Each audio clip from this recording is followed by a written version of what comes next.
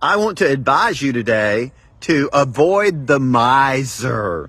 Hello, I'm Eddie Lawrence, and here's today's devotional thought.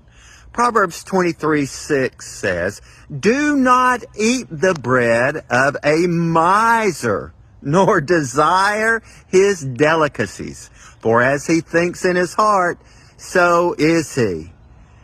Eat and drink, he says to you, but his heart is not with you.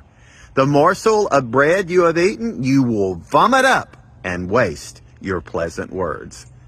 Wow, that's pretty tough stuff, right? There's something about being a miser that it gets a hold of a person and just ruins a lot of stuff. The Bible says that the love of money is the root of all kinds of evil. Yeah, you can use money to buy stuff and do very sinful stuff. Yes, the pleasures of the world, etc., sinful pleasures of the world. But the miser, he thinks his gladness is in his grip on his money. He wants to have it, and he doesn't want you to have it. He wants to have it, he's selfish, and he doesn't want to share it. So the writer of Proverbs is saying, don't eat the bread of a miser. He may tell you, eat and drink, but his heart is not with you, and what you eat, you'll vomit up and waste your pleasant words. So in other words, avoid the miser.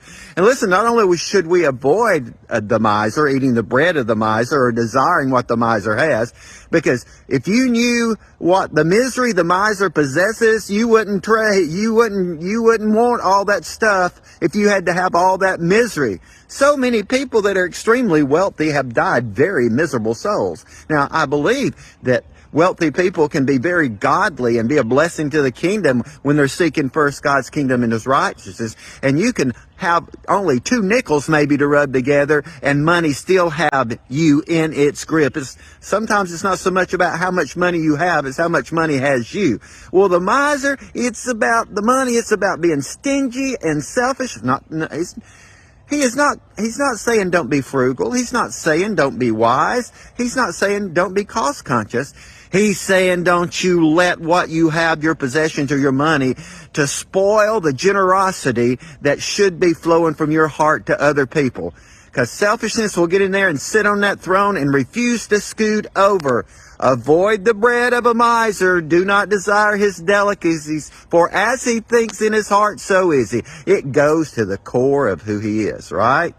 So, let's keep this in mind. Let's not only avoid the miser, but let's not be miserly. Let's be very generous. God bless you. Thanks for hanging out with me. I hope you have a great day. I'm heading to church here in a few minutes. I hope you are somewhere as well. Have a blessed day. Thanks for sharing this post with other folks.